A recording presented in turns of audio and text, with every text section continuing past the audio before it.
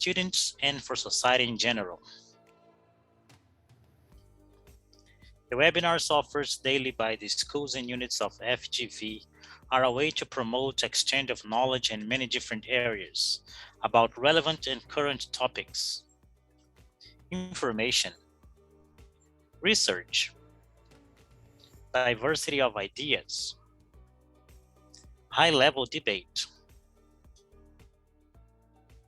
All these happening in a free, online, and daily manner. Welcome to one more FGV webinar. The broadcast is about to begin.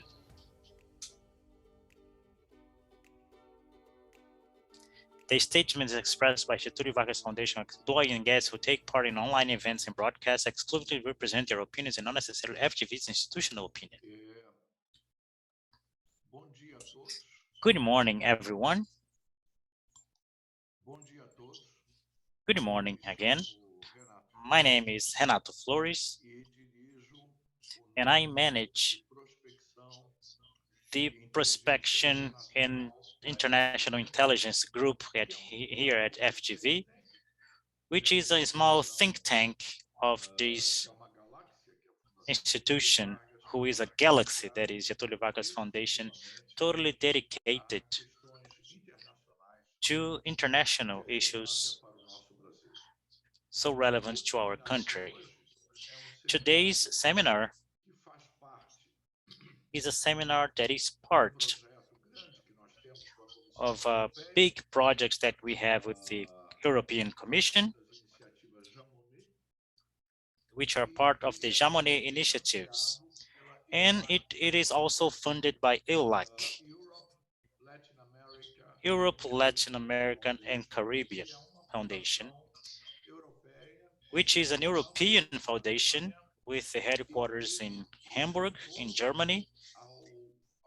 And it joined our Jean Monnet activities in order to fund many conferences and discussions.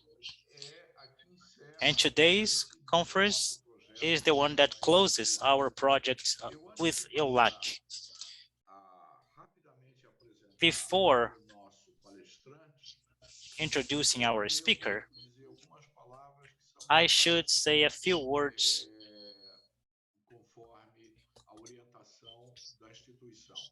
that needs to be said according to the institution's request. The first one is that none of the ideas or statements or expressions used or presented in this seminar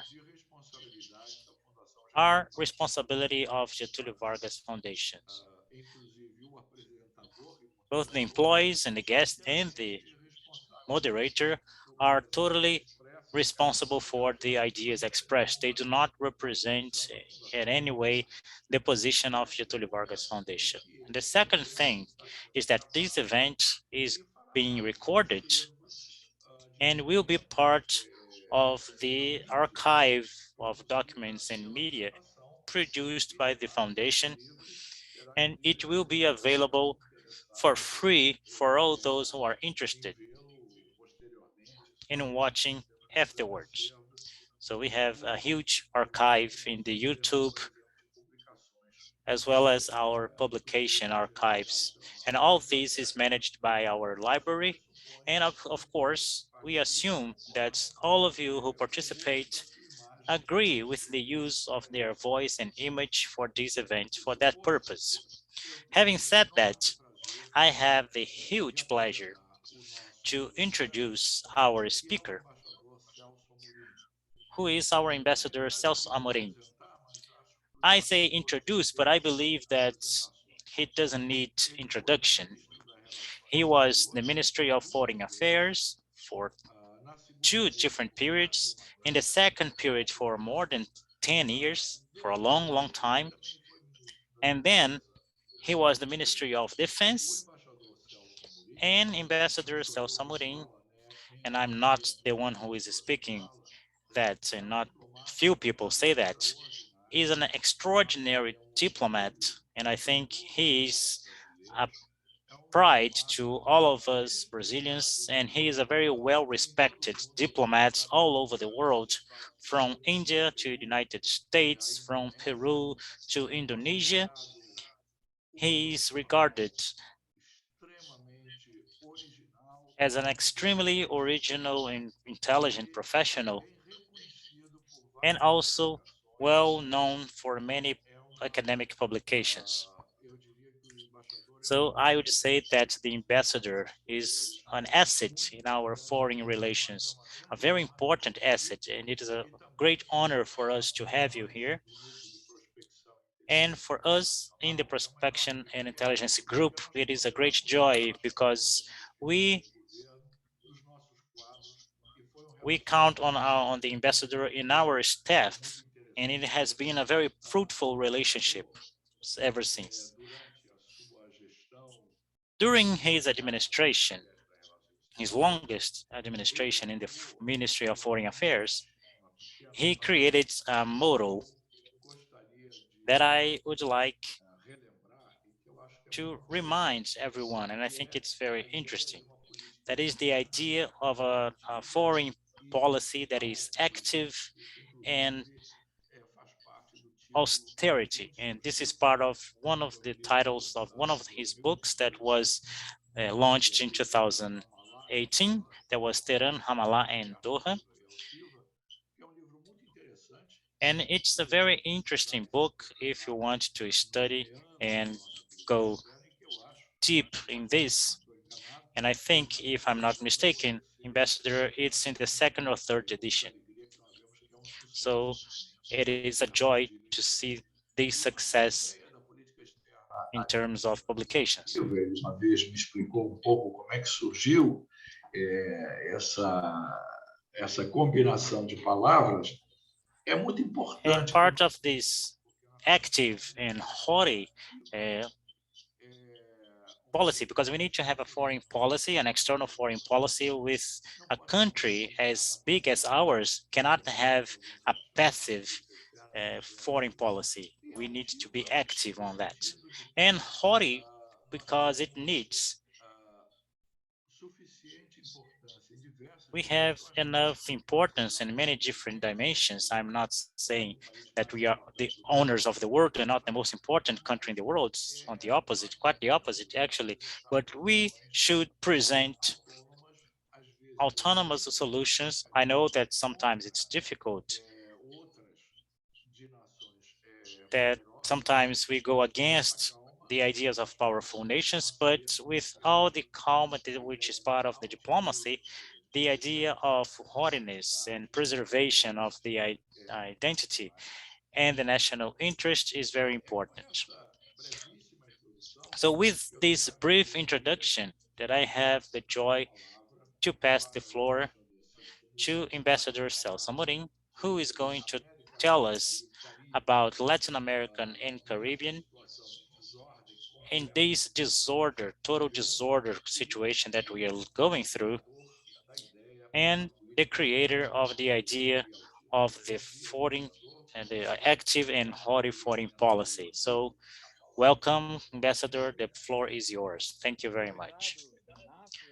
Thank you very much, Renato. It's a pleasure to be here in Getulio Vargas Foundation, an entity that is so much linked to these initiatives. It's an honor to close this cycle of an important matter of foreign policy. Well, Renato, sometimes I don't advertise myself, but since you started,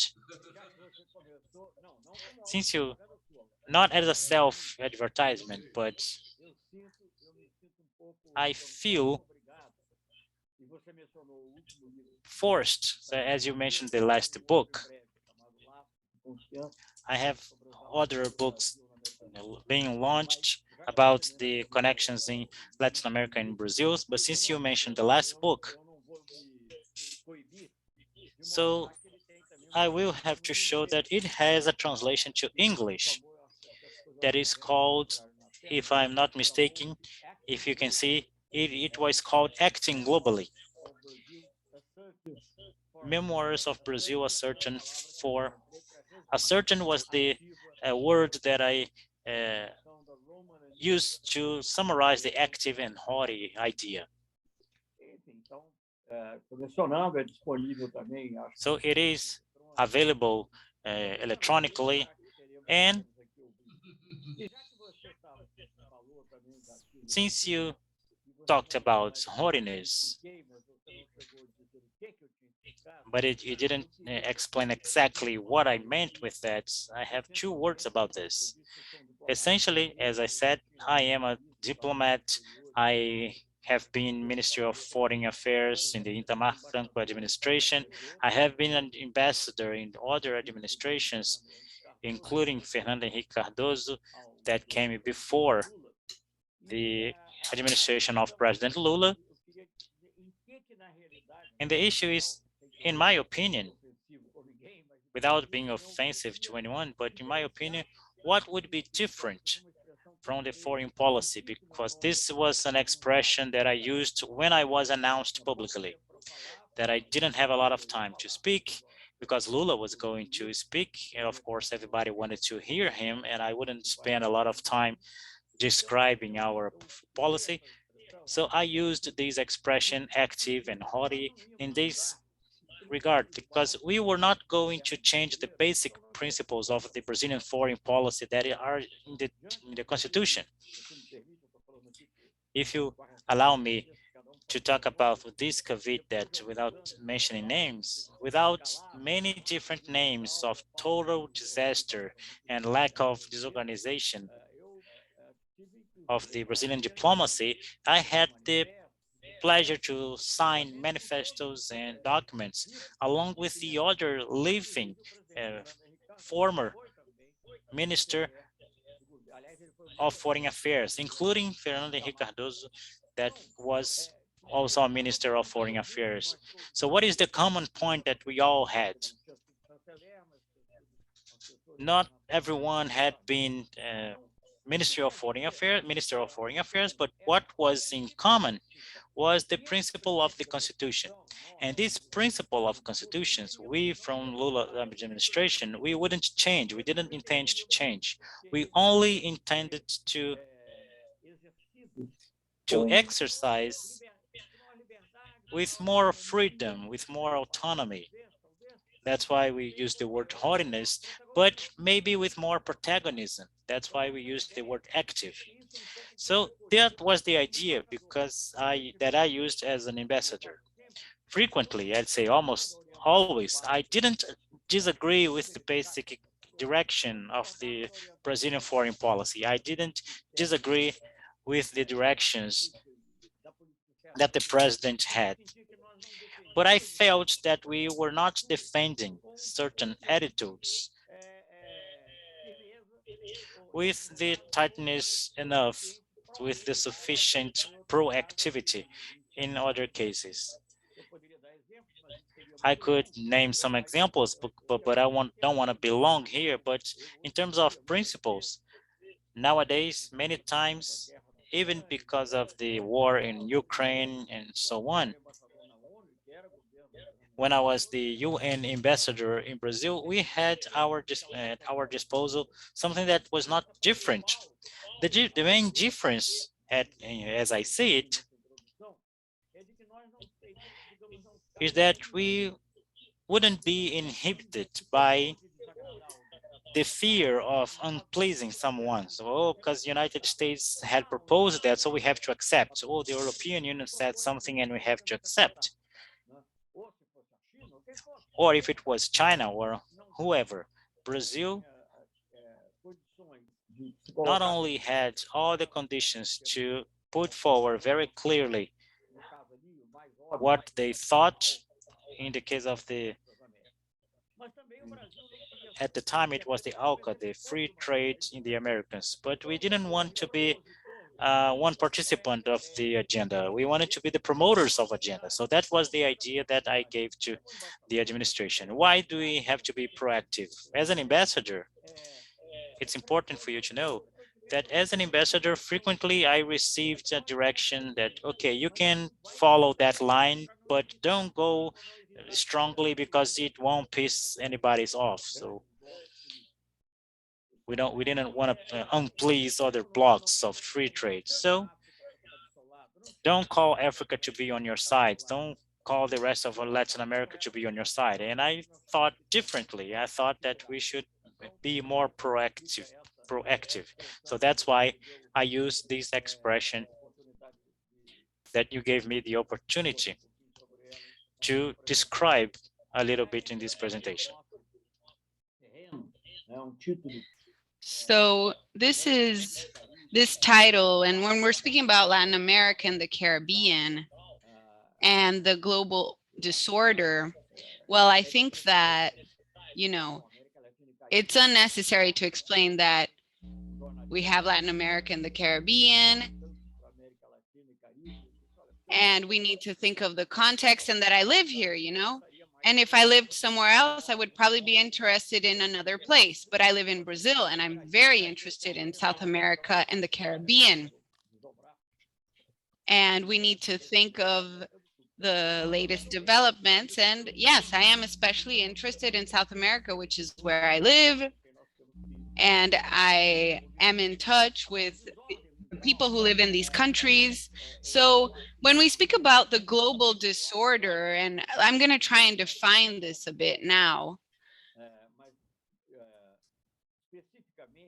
Specifically, in the current moment, it really is a moment of world disorder. We don't really know where we're going. We already didn't know. There was a big discussion around a new Cold War, but the actors of the new Cold War, they're not fighting right now directly, at least not directly. The new Cold War would be the US and China, and what we see today is a conflict that is not quite defined.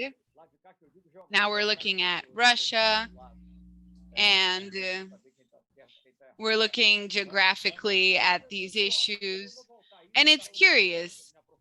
I'm not going to get into details about this right now, but let's think about this disorder and how we can define it.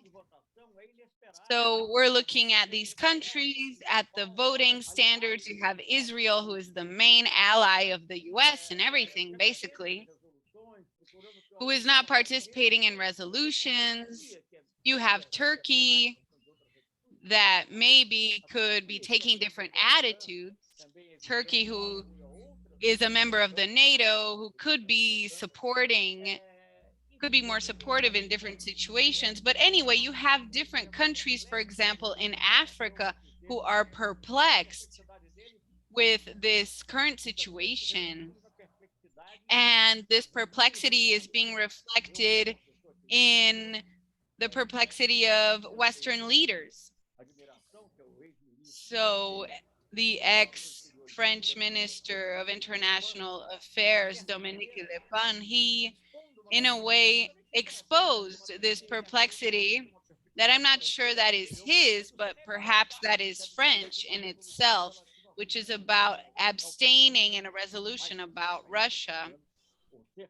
And when we look at the African countries that also did not participate in this General Assembly, we don't really know where these countries position themselves within this situation. And Brazil itself, even though today we have a government that is not very credible at this moment, maybe because of this general confusion, Brazilian diplomacy has emerged after quite a long period of time being totally submissive to an absurd vision. And now you can see the Brazilian ambassador in the UN speaking and saying things that I personally consider to be quite reasonable. I don't know if I would do exactly the same thing if I were there. You know, if I were there, the government would be different. And this could create different geopolitical possibilities. But if we are going to condemn, you know, the Russian invasion right now, or any actions, when we look at these basic principles and the UN's letter on not using force and how this is necessary, At the same time, we need to call attention to different delegates about the damage that these sanctions can cause, the economic sanctions. And these economic sanctions, they will maybe reach bankers or oligarchs, but I'm also creating different kinds of effects. So, for example, if we look at the case of Iraq, these sanctions, you know, they can create a lot of harm. And sometimes we don't see this directly, but we eventually see this, like in Iraq, these sanctions that were approved by the Security Council.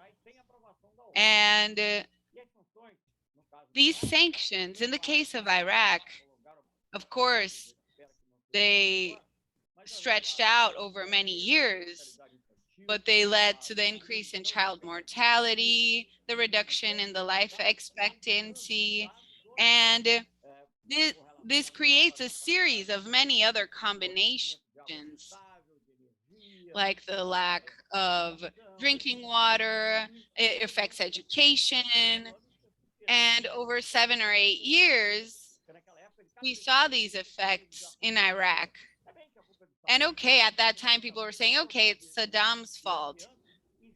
But in 7 or 8 years, Iraq left a situation that was almost equivalent, let's say, in terms of income per capita, that was almost equivalent to the countries that were at south of Europe.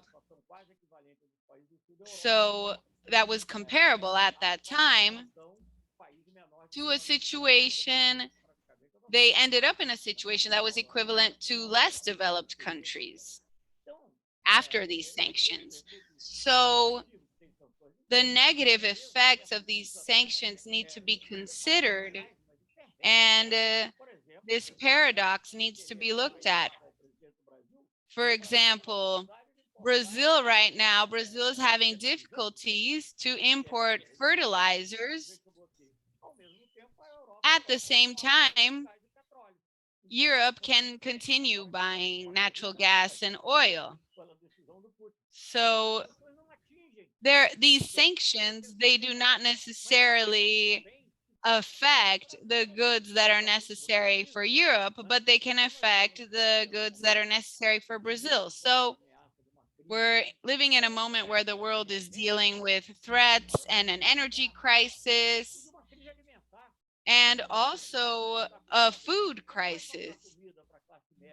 Because of course the middle class isn't going to suffer from hunger.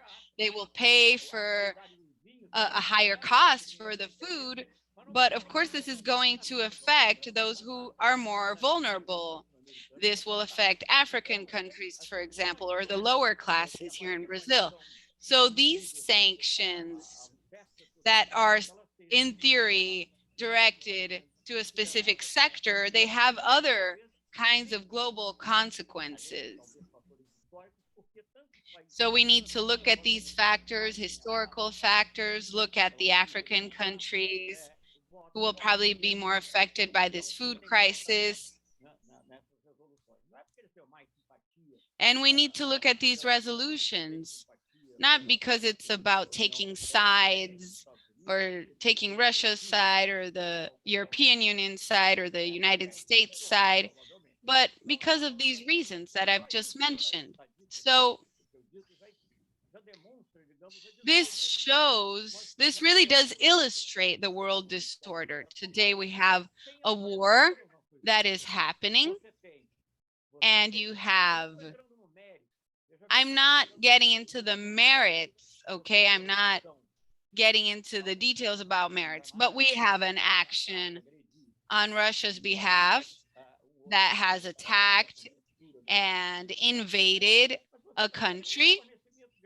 But you also have this supplying of weapons to other countries.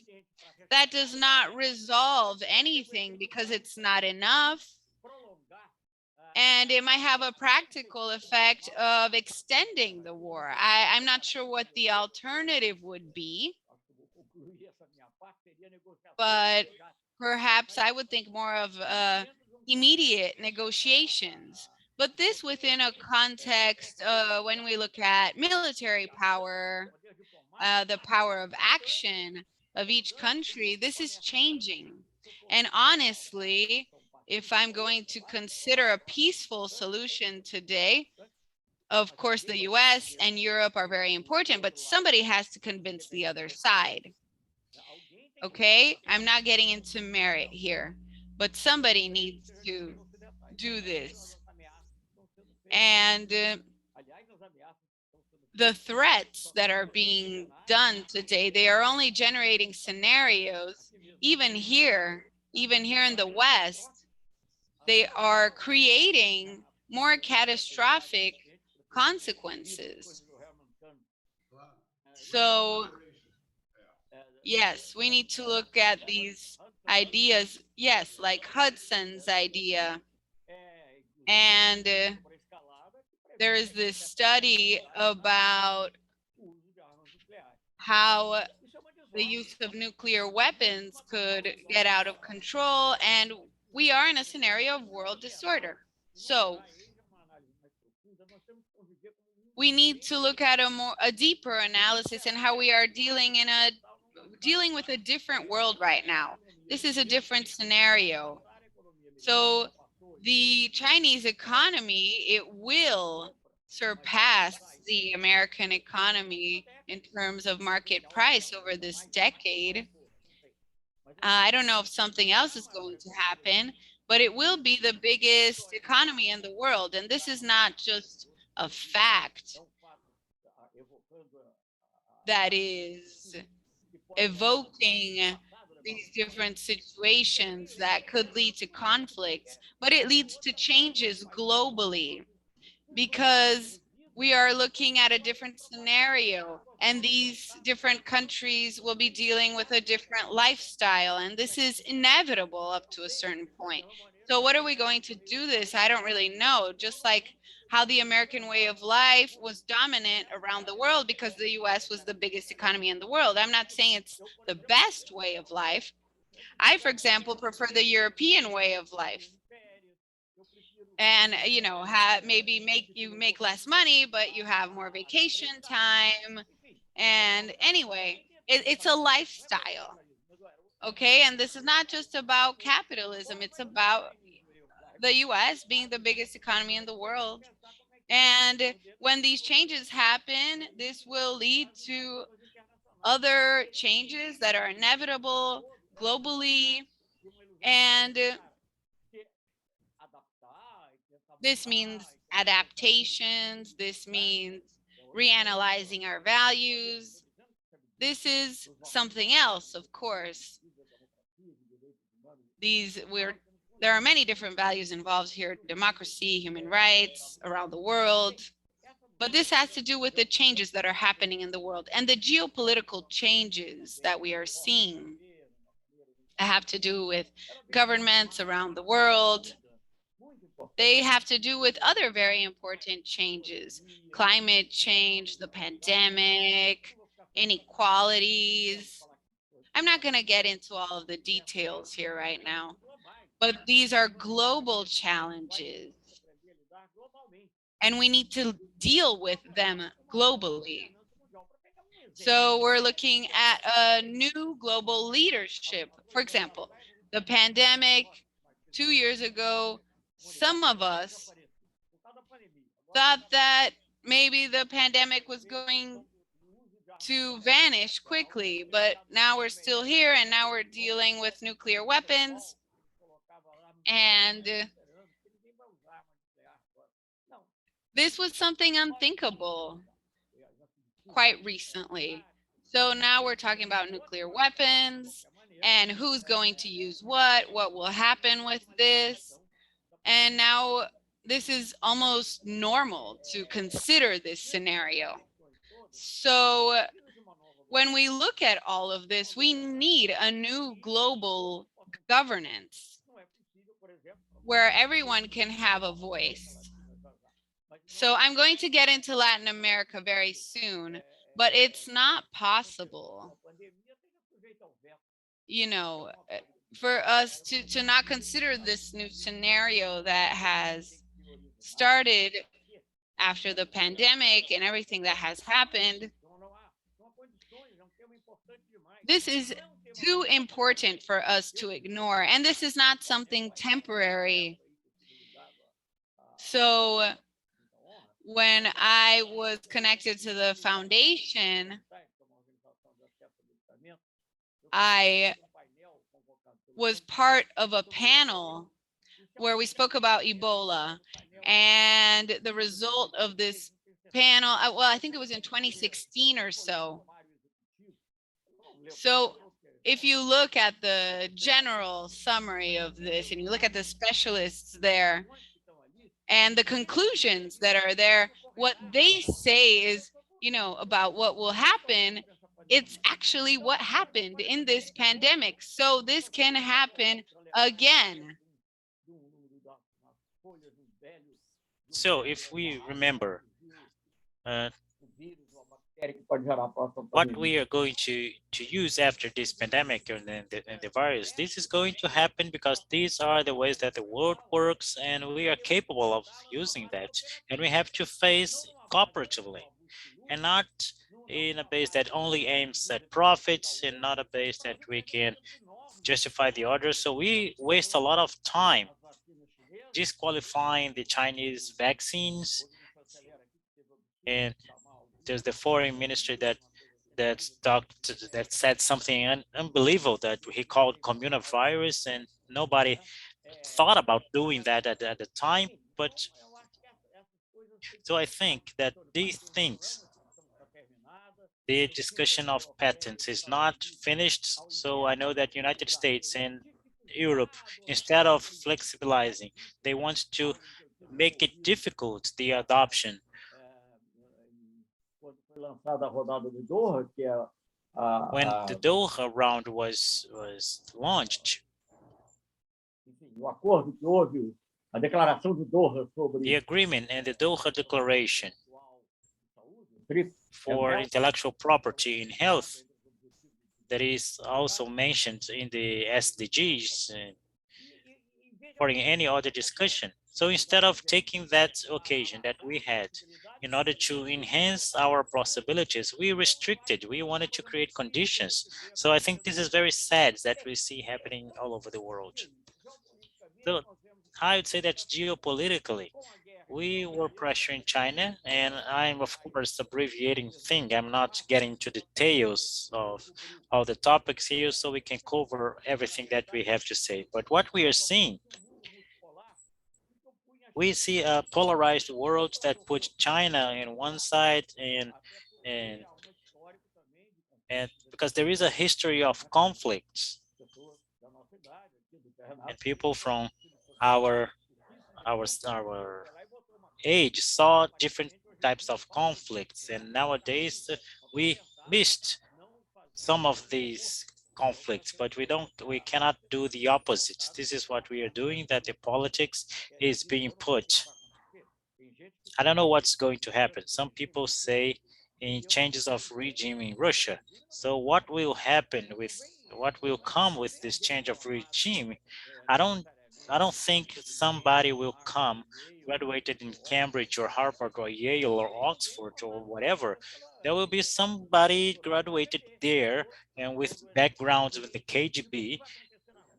And what will happen in Russia that is a very complicated country. I don't know. Everything is too complex.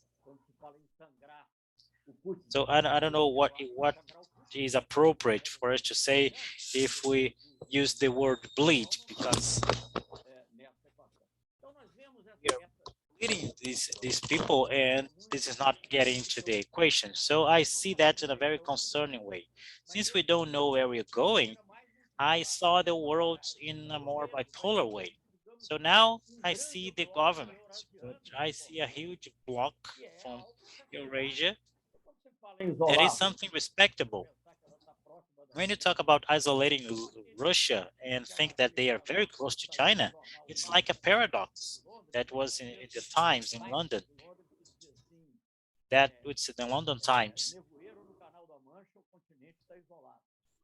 that haze in and fog over the channel, and the continent is isolated. So this is where the oil and the petroleum and the gas are. So Russia has different time zones, and all these time zones, what will happen? What other strategic resources? We don't know. The capacity that was coming back to be used in terms of food production. And it would be a problem in Brazil with the climate change, what Russia would produce, soy and other things. I don't know if this will happen or not, but Ukraine and Russia are two barns of the region, and that's going to affect the closure of the Dead Sea and the Black Sea, and it will affect the price of the food. So I don't want to be too long here, but I need to mention something that I experienced. The last time we had a food crisis, it was related to the rice, because the price of rice. And at that time, it was a cube. We had the Port-au-Prince and Haiti. Because the price of rice became too expensive, and there were historical reasons that we don't need to mention here, but they were abandoned. The agriculture and food products that they produced, they would buy from other countries. So what will happen all over the world, we still don't know. It is a world disorder, and most likely being installed. The longer this war lasts, more consequences we will have. Now let's stop without that and let's look at Latin America and South America. It is inevitable to say what I said before because we didn't exist in relation to this world that is going through that way. Even before the war, I had a very optimistic view, and I still do, but it was more optimistic because let's get, for example, 30 years ago. Of course, that roughly, somebody can mention different programs, different problems, but if you get 30 years or 35 years, from 1980, in 1980 or 85 up to 2015, you had a general increase of Latin America. We had more number of democratic countries. Not all of them were democratic, but somehow they became democratic. The relationships improved a lot. There were almost no conflicts among the countries. The only conflict that I can think of that it was between Ecuador and Peru in the beginning of the 90s. From that point on, we didn't have anything. And the creation of the institutes and the ULAC and the activation of other groups, it wasn't CELAC at the time, but we had the participation of Caribbean countries that allowed us to contain the conflicts that seemed very serious, like this one between Venezuela and Colombia and Peru and Ecuador, or internal conflicts in Bolivia. So we saw a progress in this region and a climate of good of peace in general. That was my general overview. We saw more integration, especially in terms of defense mechanism that was created beside the Health Institute, but also we understood the Central America and the Latin part of the North America and Caribbean with the CELAC. We had a first meeting. I don't need to tell the whole story, but we had a meeting in Brazil and then 2 years later in Mexico, and they created this institution later with the incorporation of Cuba, and up to the point that the United States was looking at this region differently. And United States themselves, they started looking at this region in a different way. One of the points that called our attention was even before United States looking at us differently, was President Obama in the first summit of the Americas that he came in 2009 in Trinidad and Tobago. He asked for a meeting with UNASUL. So the Brazilian media and many intellectuals, Brazilian intellectuals said, no, this is UNASUL, it's something to confront United States, it's something Bolivarian. So in other out of purpose statements, and Obama asked for a meeting with UNASUL. And why is that? Because he saw a real possibility to talk to countries that he couldn't talk directly because of the public opinion. So that, in fact, it happened with practical examples, but we had to start with Chavez. And he wanted to treat Evo Morales as a normal successor and to present to the Bolivian population.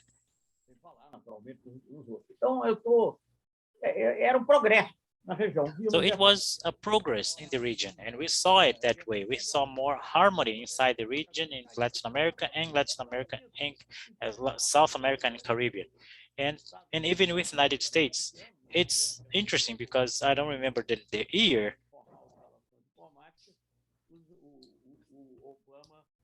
But Obama, this is a curiosity because he said the United States couldn't be far from the Americas, that all the countries in the Americas, including Canada, recognized that the diplomatic relationship was non-existent. So this is the feeling that I had. And then there was some going backwards. So there were some delays in many cases of coups or immediate, like the case of Bolivia, or a slow coup that take place here in Brazil with similar results. That was the far right, the liberal far right, coming back to the power, and extreme rights as it is ours. So maybe we don't have all the strength to impose in all these institutions, but whenever he can, the historical heritage or FUNAT going through the foreign policies, these are far-right institutions now, because they have this theory of anti-globalism and the theory, and it is a contradiction actually, because they want to be nationalist, internationalist. So it's far-right nationalists that now are going through Brazil right now. So trying to summarize, I think that I can be optimistic about the return of these progressive administrations. Of course, we will have variations, one or more stable administrations. What is more symbolic that I gave shelter to the President Zelaya in Honduras. And I saw his wife becoming an important militant. I don't know how long she stayed there, but she stayed. And we were saying because, well, we have to ask for help, and we didn't want to help in terms of politics. And he was the legitimate president. There was a paradox because he wasn't someone that was being accused of a crime. He had suffered a coup of d'etat, and he was going to the Brazilian embassy. But now we see this change in government in all the countries and a renovation, which is something very important in Chile. Chile is showing a new way that they are not going to abandon the old ideas, but they are going to come towards the left now. And I think this will only consolidate with integration. The integration is key for the democracy, and the democracy is key for the integration. Not all the government needs to be progressive like that. So as long as they respect the agreements of UNASUL, although the attacks that UNASUL that suffered because of misconceptions Tinha lá o Uribe. of being a Bolivarian institution. We had Uribe there, that it is clearly a far-right politicians. Né? And Você não ouve. Uribe was there in the UNASUL. So he came here, he signed the treaty, and he was in the Defense Council. So I had the hope that this return to progressive administrations boost this South America integration. In the broader sense, in Latin America, including Mexico, Mexico has an excellent president now that could do many things. But in the broader sense of Latin America and Caribbean, there is a limitation. All of them, as Porfirio Jesus used to say, they are far from God and very close to United States. So it's very difficult to have a full integration. South America is a region that has benefits and disadvantage to be eccentric region because it's far from the center of the world. So Tomando o Golfo do México, como é que seria?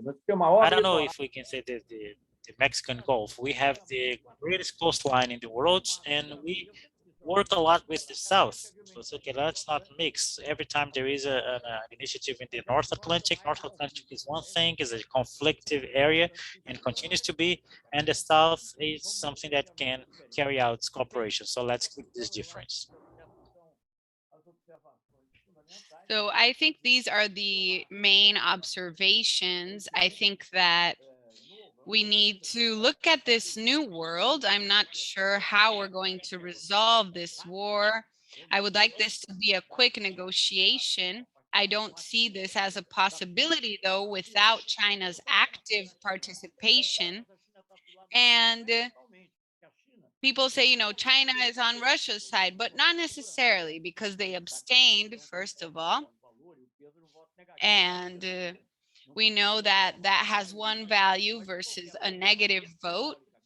But either way, symbolically, they have just signed a declaration where China is saying, okay, this is a friendship with limits. So this is not exactly the same thing. When we look at Russia and the use of force, and this is very important, Brazil needs to look at this and the integrality of these territories.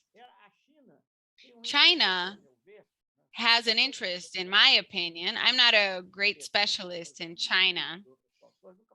I haven't spent that much time there, maybe 1 week over 40 years ago. So I don't know, 35, 40 years. So China has an interest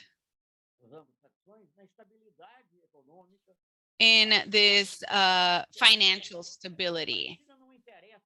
And China is not interested only in increasing its power on relative terms. It is interested in increasing its power in terms of how rich it is in absolute terms, because there are many people still living in poverty there. And China, of course, needs to somehow contribute to this environment of peace in the world. So if we look at the history between the Soviet Union and the United States historically, and what happened there,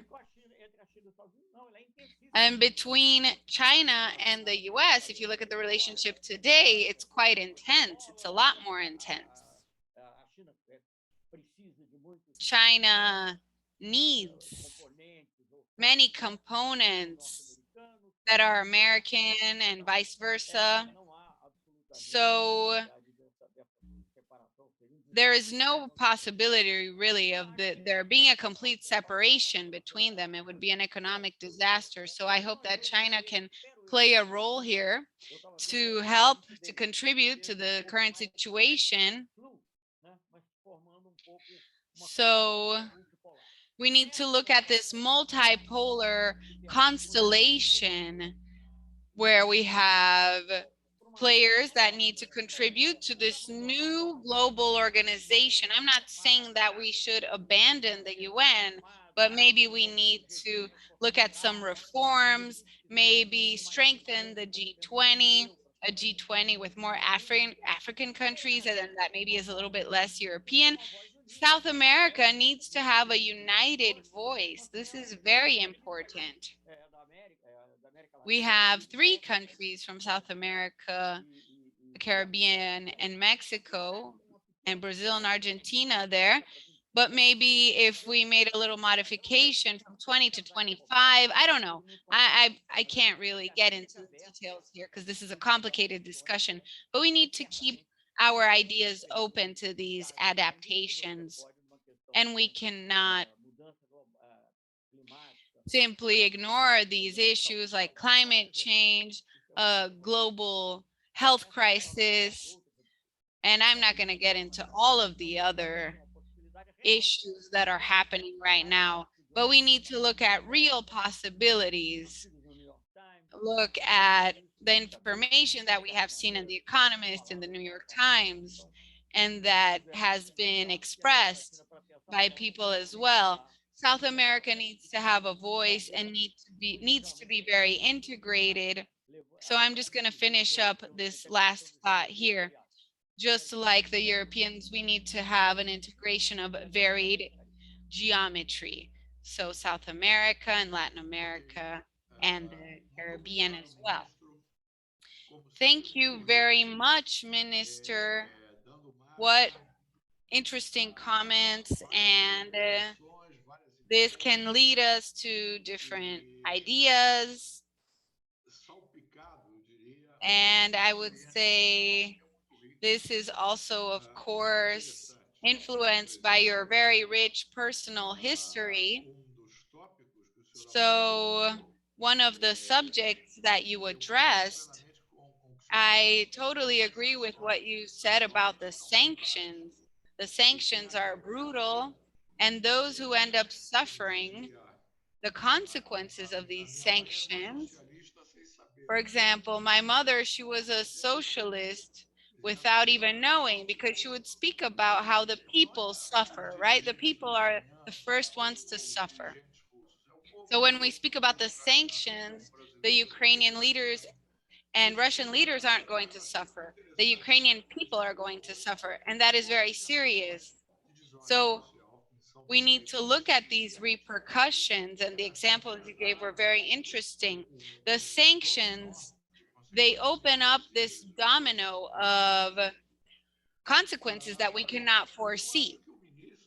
So I think that you are more optimistic than I am, and I'm happy to hear you, to hear that somebody with your experience is sending a message that I interpret as reasonably optimistic.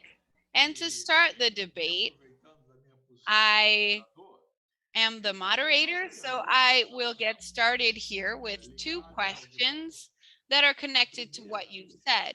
The first one, look at these final scenarios of what you mentioned, and I would maybe take this a little bit further, because some intellectuals are thinking that, for example, the exclusion of Russia from the SWIFT, which was something already quite serious, and the confiscation of the central bank's reservations, which I think is something that should be discussed. You know, this action is something that goes way beyond, and the movement that already existed with the support of India, and that was done by China, and that maybe has not been quite as developed as it should be in the financial sector. But either way, I think that the recent events accelerate an idea of a division or of the start of a more active beginning of the division of the financial system with a bigger Asian presence and balancing this with the West. Also, if we look at the attitudes that have just started to separate academic connections have suffered greatly recently. The part when we look at technology today, we're trying to separate, for example, a North American group from a Chinese group. There are many of these kind of movements of separation happening. And if we're going to look at the dynamics of these movements, I think that we have a world that is going to become more polarized and that is going to put these third parties, and here's my question, us, Brazil, Argentina, Mexico, most of the countries in Latin America suddenly will be more coerced than they are right now to make choices, to make decisions. So we have our big brother up north that is going to have a bigger position there, and that we have a very big economic connection there. And of course, the American economy is very robust and creative, but it's not in a wonderful position right now. And we also have the Chinese presence. That today there is a think tank in Washington, for example, that is very concerned about the Chinese presence in Latin America, and they conduct very detailed studies about this. And they have created these very detailed descriptions about the Chinese presence in Latin America, which is very significant. So my question is, how do you perceive the situation? I think this is one of the barriers for this South American voice to actually exist. Because if we're looking at more serious separations, stronger pressure, when we look at taking sides, how do you see this in general terms? It doesn't have to be a long response, but how do you see Latin America configuring itself in this current situation? Because we really do need to project our voice more. We used to have a voice that was more heard in the past. So the second question here, and as I said, I thought that the minister was very optimistic. So if we think about the integrations, today we're looking about at this discussion on integrations, and if we look at the Mercosur and European Union agreement that was signed after 20 years, but nobody wants to ratify it. So this idea of the integrations, and when we look at these different elements, these different examples, the attempts to isolate China that were a bit, let's say, destroyed recently, the democratic the government of the Democrats has not really gone back to this. And my question is there a kind of discredit regarding these integrations? Because, for example, our Mercosur, which is a kind of miracle, it has survived relatively well considering the recent problems. And I'm not saying that integrations are going to disappear, but the minister has spoken about integration as an important path for this bigger protagonism that I think Latin America should have. I am favorable in theory, but I would like the minister to, well, and this is my second question, to speak a bit more in detail about if he thinks this is really doable, at least in a short term situation, maybe 5 years, Does he think it is doable for us to see actions towards this with good intentions for strengthening this integration movement, even if it is not such an economically orthodox integration as the ones that we know that have existed historically, but maybe a more flexible integration? So what I would like the minister, I would like the minister to get into a bit more details about this. So that would be my second question. Renato, well, so I think that you and Getulio Vargas Foundation, I think you are more in this area of reflection, of academia. So I think academia is a bit more pessimistic, right? Because you have to warn about problems. I am in the part where I have to take action. So I think this has to do a bit with what we do. I'm not being naive here, of course. I'm going to try and answer your questions very quickly. This is not a definite answer, but today, let's start speaking about Latin America as a group. Of course, integration is very difficult because, for example, Mexico has an economy that is based on 80 or 90% of trade with the US. But of course, we could strengthen our cooperation with them, develop different mechanisms to have more positive results. So if I'm looking at Latin America, I really think this is important. So if we look at the governments, the Macri government in Argentina or Bolsonaro here in Brazil, we know that the integration has suffered a lot with these governments. And I think it's different because today we have changes. I'm not going to speak about them in detail right now. We're seeing changes in Chile, in Bolivia, in Argentina, in Colombia, perhaps. And not looking at the details of how this happens, this seems to be criticism to the neoliberal system. I think that my optimism about Latin America and South America is based on an optimism about Brazil. I'm not the one who is saying that. I heard a little before the election in Chile a comment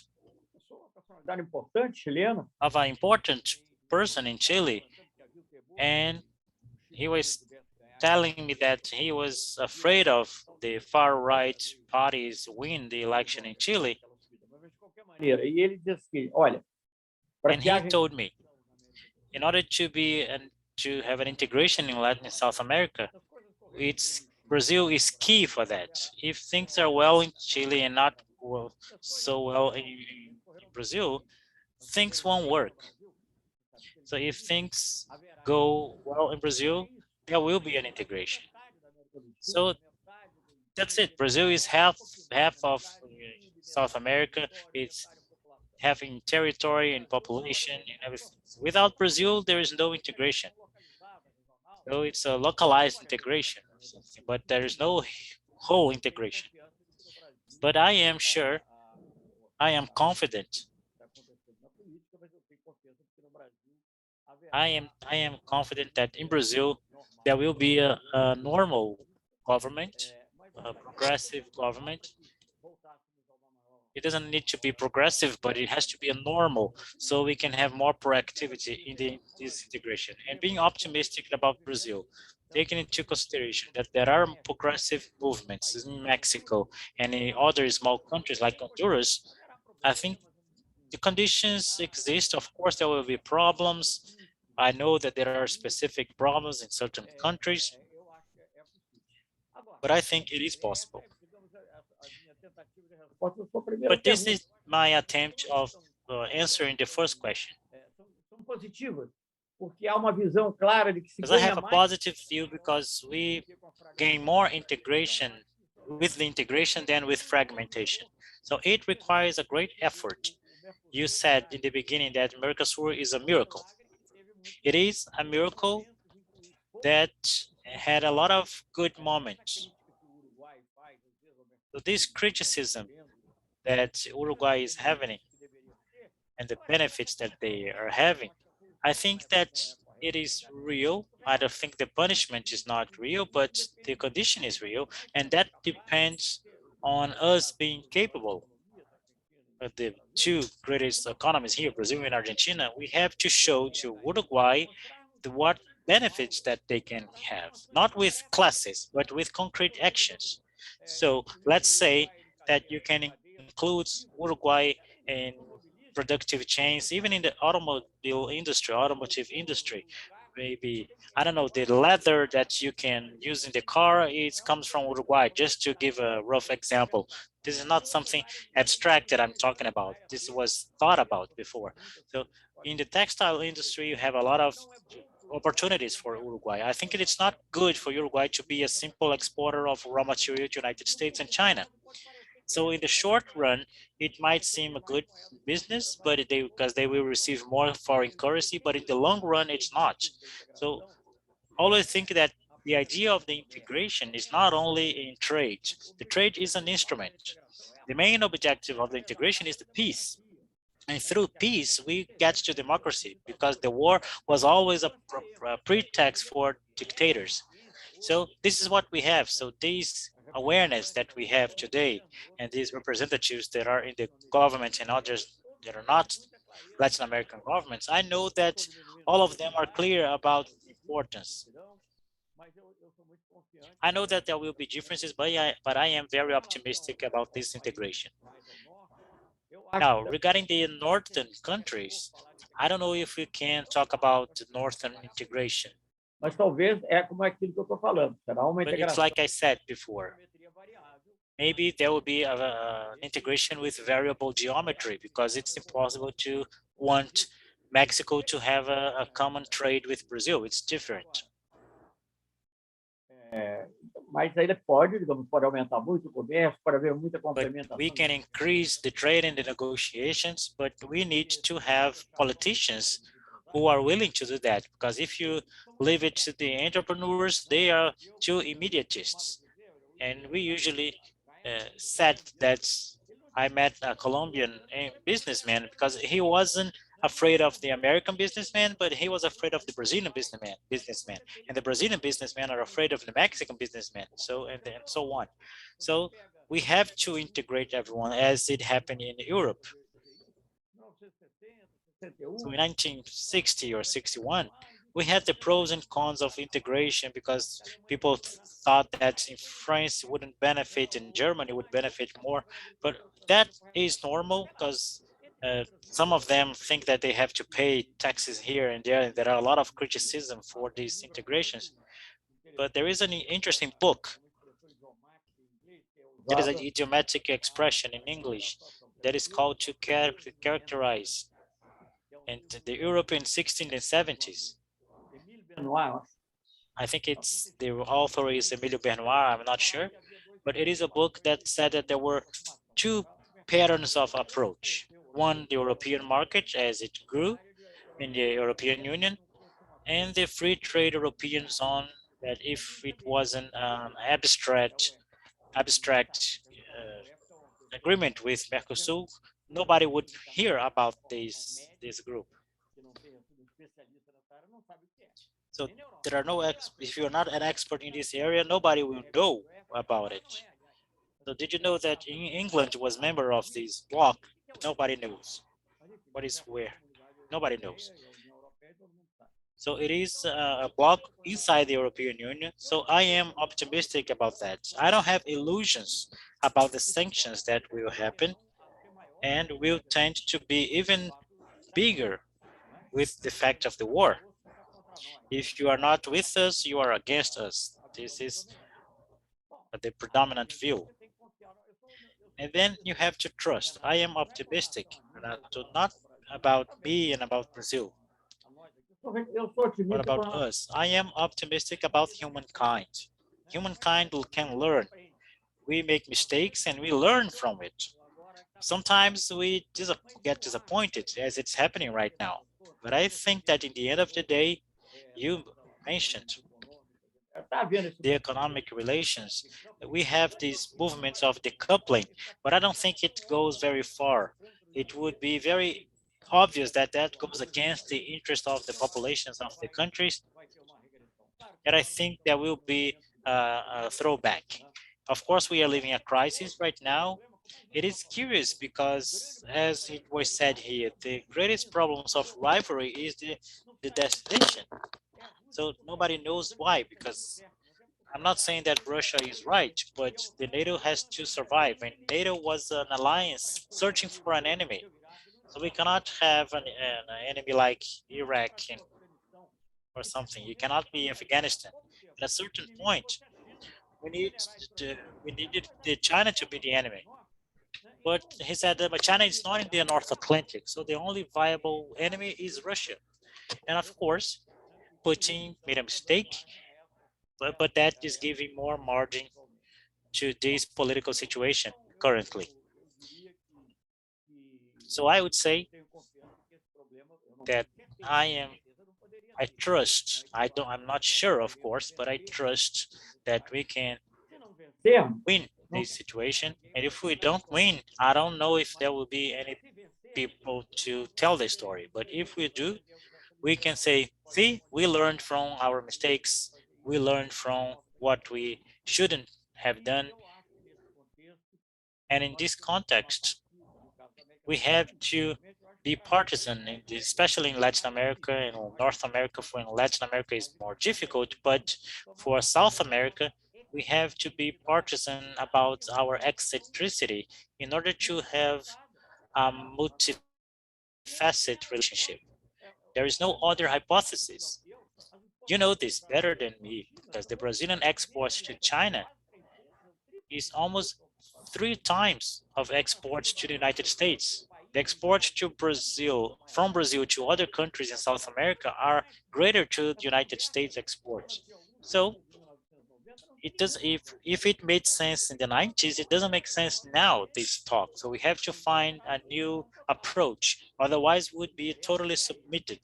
I don't think this is interesting, not even to them. So I think that we need to have countries who are capable of mediating.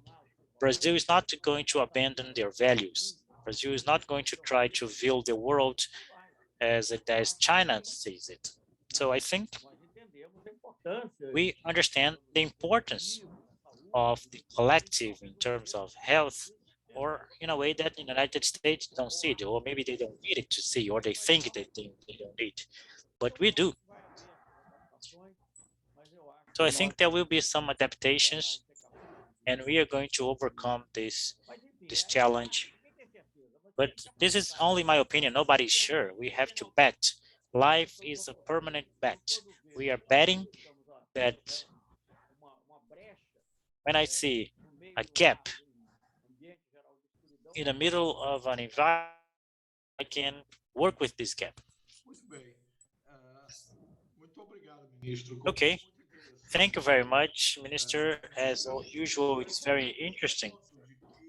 And I think it is interesting, this point that different forces will start to oppose these points between China and the United States. I think this is an interesting point that worth being explored.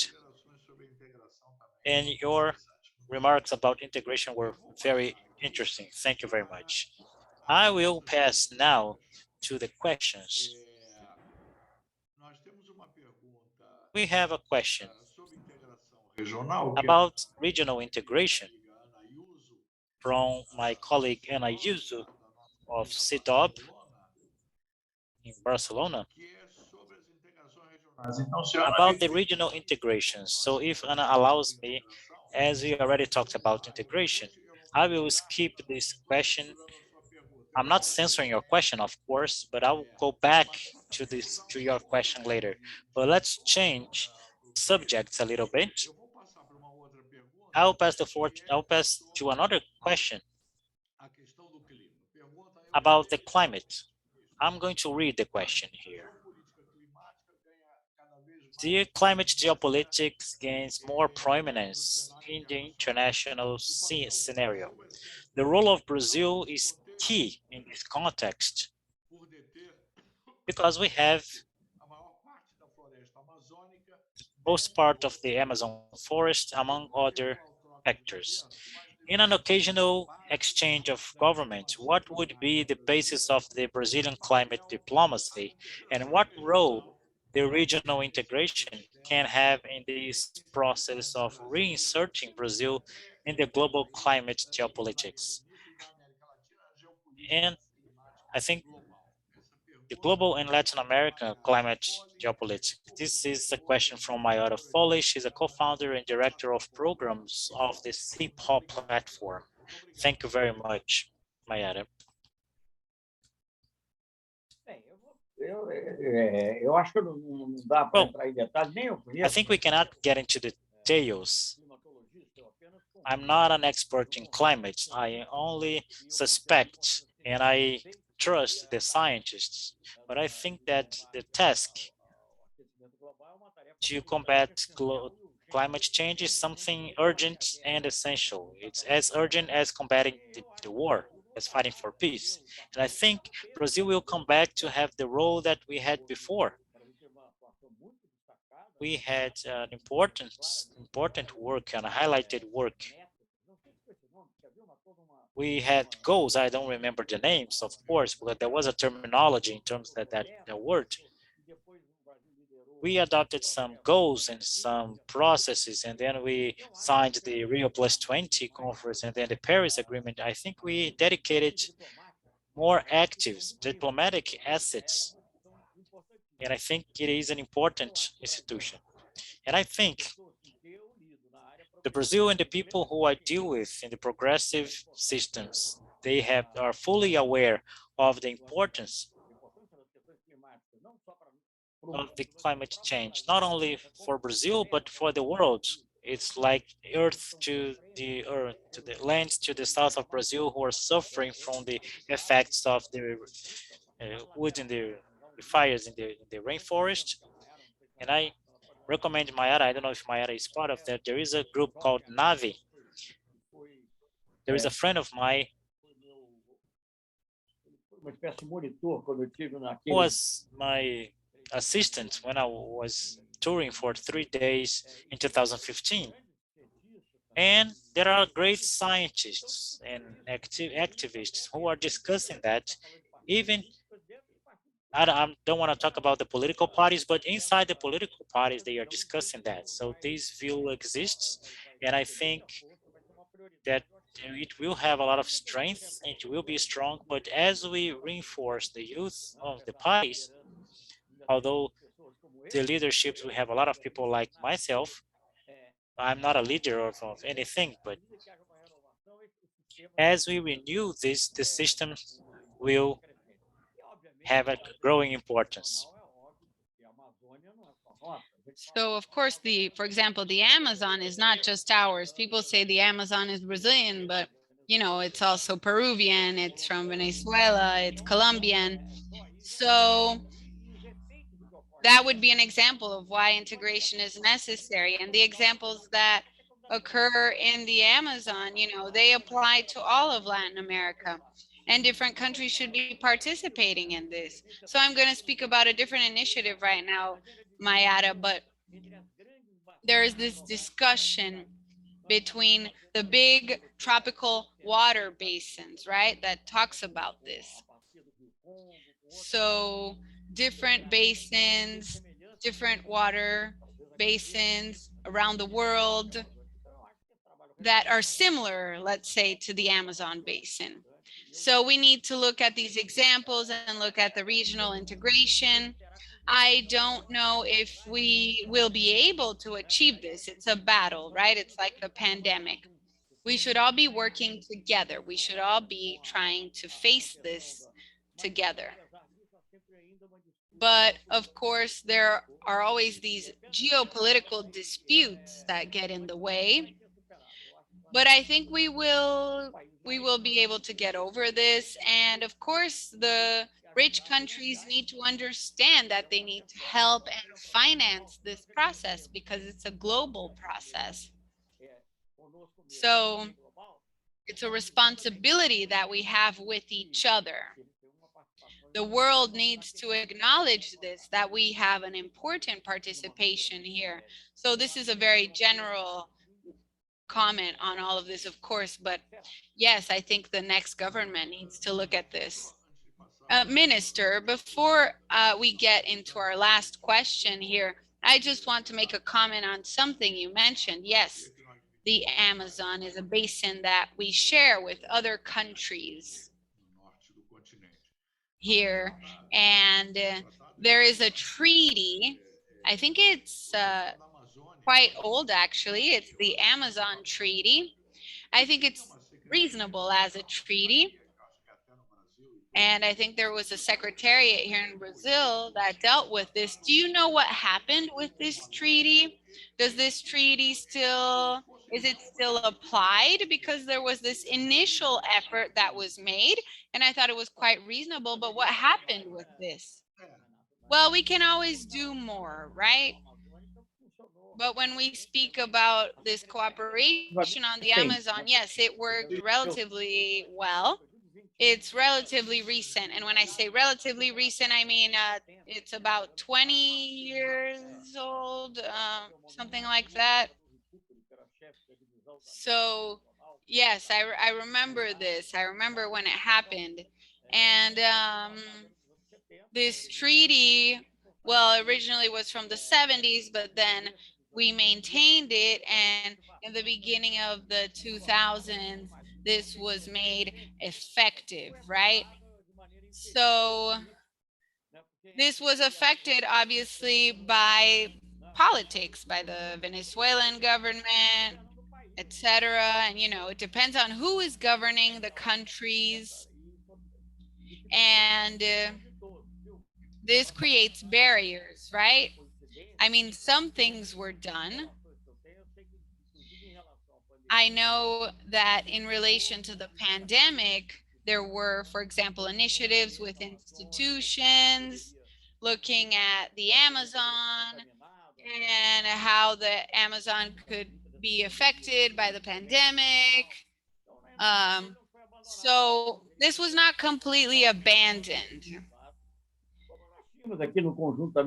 But when we look at Latin America as a whole during the pandemic and the exchange of information, governance in health, the prices of medications, you know, the labs, they're very smart. It's like the price of gas, right?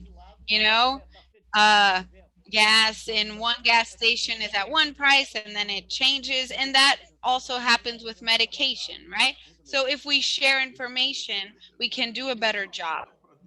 Okay, great, excellent. So just to finish up, I'm not going to be able to answer all of the questions, but we have a question here.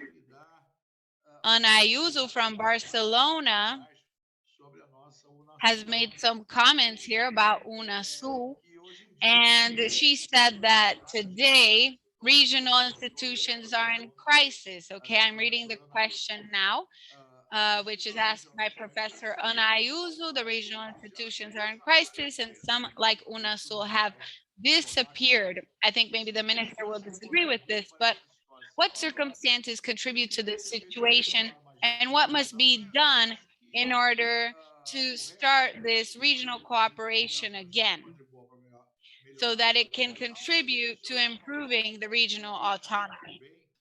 And I think you have spoken quite well about this on some levels, but maybe you could make some last comments, for example, about UNASUL, and if you think it has disappeared or you think it is hibernating, because we know that international institutions, they don't disappear. Maybe they hibernate, but they don't disappear. And you did speak about maybe that it would be doable to end this period of hibernation. Could you make some comments about this? And since we are reaching the end of our conference, and usually we try to stick to our schedule, after that, I will pass the floor to you to make your final statements as you wish. and then I will finish today's event. Okay, so obviously all of this depends on a political scenario, right? So in my opinion, you know, depending on the government, when we speak about progressive governments in South America, I think this would favor an integration. But I repeat, UNASUL was always plural.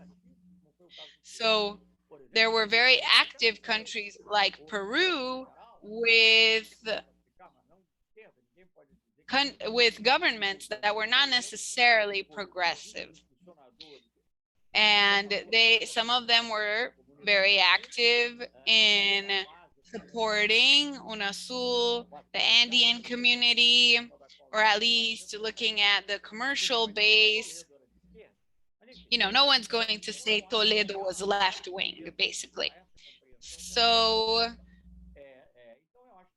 I think that we need to have this political will to preserve the Mercosur, to revive the UNASUL, and look at this integration. Yes, I think these are different things. But in the case of UNASUL, there was something I saw recently. I'm not really sure exactly what stage this is at. This was initiated by Paulo Pimenta. And for example, I'm going to make a comment here about international law, which is not exactly my specialty, but of course I do have a connection with it. I think in some moments, Renato, we have been innovative in this area. And this has nothing to do with integration, okay? But when Zelaya was at the Brazilian embassy and there were conversations happening, this opened up some possibilities. And he was there and the negotiation happened. And so he ended up being in the Brazilian embassy in Honduras, and he would have been killed otherwise. So this is an example of a negotiation. But in my opinion, you cannot have an interpretation that maybe is something that comes from 1930, with all due respect, an interpretation of international scenarios of something that needs to be ratified. Or when we look at the executive power, for example, and its role, you know, when we look at how these things worked in the past, today, this really doesn't make any sense anymore. So we need to look at the current scenario in Brazil, human rights, the UN, and can you imagine a decision being made exclusively in the executive? I mean, if UNASUL is going to, if for it to become active, it needed the approval of the Congress, then, you know, this is necessary. But we are living in such a complicated time right now that there are many points being discussed. I think there is movement to question international law right now and the approval of the Congress, its role in all of this. Of course, we have political resources as well. And if we look at the Minister of the Defense, he was asked one day about this. And, you know, today we have other factors like WhatsApp group and technology playing a role in all of this. So there's this plurality of ideas, of course, and I think progressive governments have done a lot, but not just them. I mentioned Toledo, Uribe, and how they were important for the integration of Latin America. Uribe, I think, was the first one to invite a Brazilian president to be at a summit in the Andean community. This happened in the city of Medellin in Colombia. So I think that this is a benefit that we could look at. And we can't just say everything that came from the past government was bad, so we need to end it. That's not how it works. We need to have leadership think about this. And, you know, Brazil has a big influence in this group.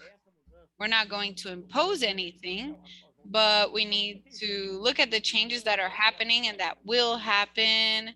And maybe, you know, if people don't like the name UNASUL, then okay, change the name. I don't know. I think it's a good name, but it used to be called the South American Community of Nations. But I think we need to think about this union about South America. I think it's good to think about South America as a cohesive group so that we can survive these threats that we're facing now regarding climate change, the Amazon. And if we can do this, it would be really important because this is a complicated scenario. It's a complicated world. Thank you so much, Minister. Would you like to say anything else, or can we finish up? I just want to thank you for the opportunity and thank everyone. Thank Fundação Getulio Vargas. I'm here, always willing to talk and participate in these discussions. Thank you, Renato, for inviting me. Thank you. Minister, as you know, it's a great pleasure. And I think that your talk and your comments were very rich, very interesting. It's material for us to think about. I think that our sponsor, EULAC, has, and we did not speak about this previously, as you know, but EULAC is a big enthusiast of integrations. So I think our sponsor will be very excited with your comments. And on behalf of Fundação Getulio Vargas, on behalf of Carlos Simões Leal and MBI, who was also part of these discussions. And I would personally like to thank you for your availability, for your willingness to be here. It's always a pleasure to listen to you and to hear from you. And Minister, really, it's quite an honor for us to have you here as a diplomat, ambassador, and minister. It's an honor for Brazilian public service as well. We had an opportunity to see how exemplary you were as a government employee. So we have a great deal of respect for you, for your ideas. Thank you once again. And thank you to everyone who was here with us this morning. This broadcast, this recording will be on YouTube, and I'm sure it will be a bestseller. Everyone will watch this recording. Oh, this cloth behind me is from Bolivia, by the way. Oh, it's very beautiful. Well, thank you very much. Thank you, everyone, and have a great day.